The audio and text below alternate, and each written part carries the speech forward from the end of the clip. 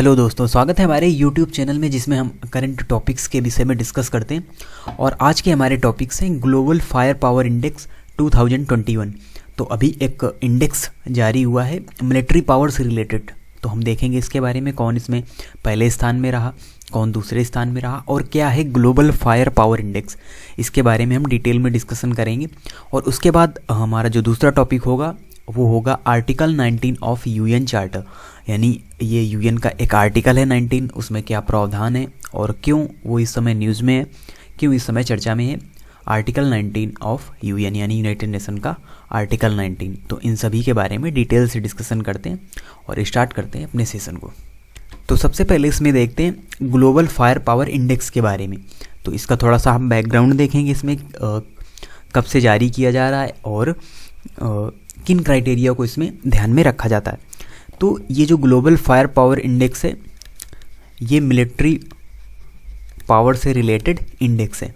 तो ये आपको याद रखना है कि ये मिलिट्री पावर से रिलेटेड इंडेक्स है और ये 2006 से जारी किया जा रहा है। और ये एक प्रोवाइड करता है एक यूनिक विश्लेषण किसका, एक मॉडर्न जो मिलिट्री पावर है, किस देश की कितनी मिलिट्री पावर और कौन देश सबसे ज़्यादा शक्तिशाली है। तो ये जो डाटा होता है इसका एक यूनिक जो एनालिटिक है वो हमको प्रोवाइड करता है ये जो इंडेक्स है ग्लोबल फायर पावर इंडेक्स। और इसमें 138 देशों की जो मिलिट्री पावर होती है उसकी एक रैंकिंग जारी की जाती है इस इंडेक्स में। तो अब ये बात आती है कि इसको कैलकुलेट कैसे किया जाता है, किस प्रकार से ये पता किया जाता है कि किस देश की जो मिलिट्री पावर है वो सबसे ज़्यादा है और सबसे कम है। तो इसका पता लगाने के लिए इसमें जो फैक्टर्स रखे जाते हैं तो वो अप्रॉक्स 50 जो फैक्टर्स हैं उनको ध्यान में रखा जाता है। उनको ध्यान में रखकर ये इंडेक्स तैयार किया जाता है, ये रैंकिंग तैयार की जाती है। तो उनमें कौन कौन से फैक्टर होते हैं, तो उसमें जो उस कंट्री के जो जियोग्राफी से रिलेटेड एंड जो लॉजिस्टिकल रिलेटेड जो उसकी कैपेबिलिटी होती है उस कंट्री की, उन सभी फैक्टर्स को इसमें ध्यान में रखा जाता है। जिनमें कुछ फैक्टर हैं जैसे उस कंट्री की मैन पावर क्या है, उस कंट्री की लैंड फोर्सेज, उस कंट्री की एयर फोर्सेज और उस कंट्री की नेवी और उसके साथ ही साथ उस कंट्री की क्या पॉपुलेशन है। इन सभी फैक्टर्स को और कई सारे फैक्टर्स यानी 50 फैक्टरों को, लगभग 50 फैक्टर्स इसमें ध्यान में रख के तब ये इंडेक्स तैयार की जाती है। उनको किस प्रकार से, कहाँ से उस कंट्री को फंड मिलता है और क्या मैन पावर है, पॉपुलेशन, लैंड फोर्सेस क्या है, आर्मी, एयर फोर्स और नेवी, सभी का एक विश्लेषण किया जाता है। उसके बाद इस इंडेक्स को जारी किया जाता है। तो ये इस इंडेक्स का बैकग्राउंड है। अब जो 2021 वाली जो इंडेक्स जारी हुई है, यानी इस साल की जो रिसेंटली इंडेक्स जारी हुई है, तो उसमें देख लेते हैं। तो इसमें जो पहले स्थान में है वो है यूएसए, यानी जो यूएसए की आर्मी है, जो यूएसए की मिलिट्री पावर है वो सबसे ज़्यादा स्ट्रॉन्ग है।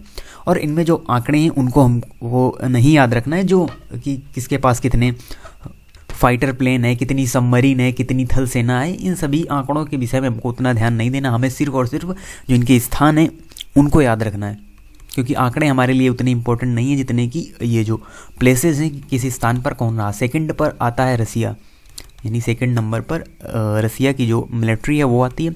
और थर्ड नंबर पर आती है चाइना की मिलिट्री। और उसके बाद फोर्थ स्थान में है इंडिया, यानी इंडिया की भी काफ़ी अच्छी पोजीशन है इस ग्लोबल फायर पावर इंडेक्स में 2021 की रैंकिंग के हिसाब से। और रैंकिंग हर साल बदलती रहती है, तो उसी प्रकार से हम आपको बताते रहेंगे। आपको जो 2021 वाली है ये आपको याद रखनी है। फर्स्ट स्थान पर है यूएसए, सेकंड में रसिया, थर्ड में चाइना और फोर्थ में इंडिया। और उसके साथ ही साथ टॉप 10 में पाकिस्तान का भी नाम है, जो कि काफ़ी अमेजिंग है। तो इसके साथ ही ये रैंकिंग है 2021 वाली ग्लोबल फायर पावर इंडेक्स की। तो ये टॉपिक हमारा अच्छे से कवर हो गया है। अब देखते हैं आज के दूसरे टॉपिक को, जो कि है आर्टिकल 19 ऑफ यूएन चार्टर। तो ये इस समय न्यूज़ में आर्टिकल 19, और आपको विशेष ध्यान रखना है आर्टिकल 19 ये भारतीय संविधान का आर्टिकल 19 नहीं है। इसमें साफ साफ लिखा हुआ है यूएन चार्टर, यानी जो यूनाइटेड नेशंस है। आप यूनाइटेड नेशन से रिलेटेड जो वीडियो है उसे आप देख सकते हैं, जो कि हमारे चैनल में ऑलरेडी अपलोड है। इस प्रकार थंबनेल पर आपको मिल जाएगा। संयुक्त राष्ट्र संघ, जिसके बारे में हमने डिटेल से डिस्कशन किया है, यूनाइटेड नेशन के बारे में, और उसके जो अंग हैं महासभा, सुरक्षा परिषद, अंतर्राष्ट्रीय न्यायालय और बहुत सारे जो उसके ऑर्गेनाइजेशन है उससे रिलेटेड, उन सभी के बारे में हमने अच्छे से डिस्कस किया है उस वाले सेशन में, तो आप उसे देख सकते हैं। तो चलिए देखते हैं जो हमारा आर्टिकल 19 है उसके बारे में। तो ये आर्टिकल 19 क्या है? जो यूनाइटेड नेशंस का आर्टिकल है, ना कि भारतीय संविधान का। तो इसमें क्या होता है आर्टिकल 19 में कि जो यूनाइटेड नेशन है उसके जो मेंबर हैं, तो हमने आपको इस वाले वीडियो में बताया था कि 193 जो कंट्री हैं वो सभी इस यूएन के मेंबर हैं, और किसी ऑर्गेनाइजेशन को चलाने के लिए जो धनराशि की भी आवश्यकता पड़ती है, तो ये जो सभी इसके मेंबर होते हैं ये यहाँ पर फंडिंग करते हैं, या कह सकते हैं कंट्रीब्यूशन करते हैं अपने अपने हिसाब से। एक निश्चित धनराशि होती है जो हर एक देश को देनी होती है, कंट्रीब्यूट करनी होती है यूनाइटेड नेशंस को चलाने के लिए। तो हमने आपको संयुक्त राष्ट्र संघ वाले वीडियो में हमने आपको बताया था कि जनरल असेंबली जो महासभा होती है, तो इसमें क्या होता है, तो संयुक्त राष्ट्र के इस अंग में सभी देशों का प्रतिनिधित्व होता है, यानी सभी देश के जो गवर्नमेंट्स हैं वो इसमें भाग लेते हैं, पार्टिसिपेट करते हैं, और फिर किसी एक मुद्दे पर यहाँ पर महासभा में, जनरल असेंबली में वोटिंग होती है। हर देश का एक वोट होता है वहाँ पर, यानी सभी देश यहाँ पर वोटिंग करते हैं किसी एक मामले पर, और सभी का अलग अलग प्रतिनिधित्व होता है जनरल असेंबली में।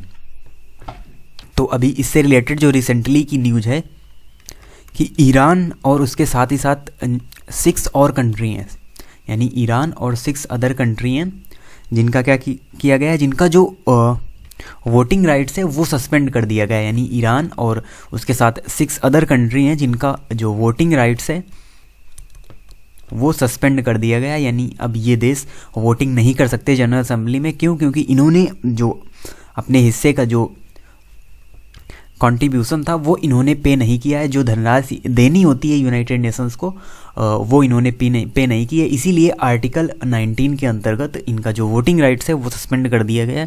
तो इसमें ईरान शामिल है, और इसके साथ ही साथ जो 6 और कंट्री हैं जिनमें नाइजर,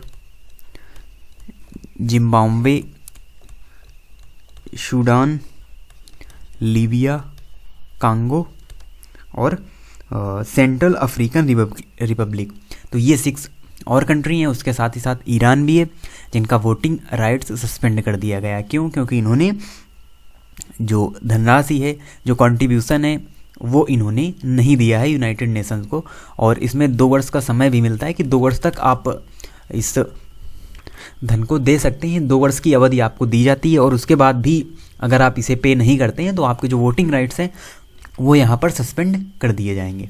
तो यही इससे रिलेटेड रिसेंट की न्यूज़ है।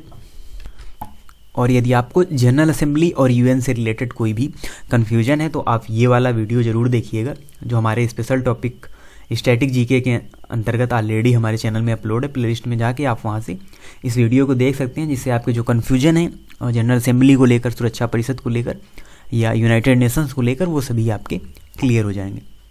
तो चलिए अब देख लेते हैं कि यूनाइटेड नेशंस में कंट्रीब्यूशन देशों का किस प्रकार होता है। तो यहाँ पर जो यूनाइटेड नेशन है, तो हमने आपको बताया था कि यूनाइटेड नेशन की जो स्थापना थी वो जो विजेता राष्ट्र से वर्ल्ड वार 2 के उन्होंने की थी। तो इसमें जो सबसे ज़्यादा कंट्रीब्यूशन होता है वो होता है यूएसए के द्वारा, यानी यूएसए 22% इस यूएन बजट का देता है, यूनाइटेड नेशंस को देता है। और उसके साथ ही साथ चाइना 12% कंट्रीब्यूशन करता है, और जापान 8% कंट्रीब्यूशन करता है। और इंडिया का भी मेजर कंट्रीब्यूशन है यूएन में। इंडिया भी जो अपने हिस्से की धनराशि है वो समय पर पे करता है, कंट्रीब्यूट करता है यूएन में।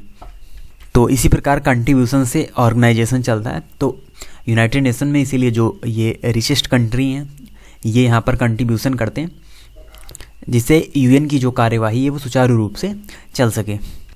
तो ये ऑल ओवर न्यूज़ थी हमारे दोनों टॉपिक्स से रिलेटेड, यानी हमने देखा ग्लोबल फायर पावर इंडेक्स के बारे में, क्या उसका बैकग्राउंड है और क्या उससे रिलेटेड रिसेंटली न्यूज़ है, और उसके साथ ही साथ आर्टिकल 19 जो यूएन चार्टर का है उसके बारे में डिटेल से डिस्कस किया, और किस प्रकार से कंट्रीब्यूशन यूएन में देशों के द्वारा किया जाता है।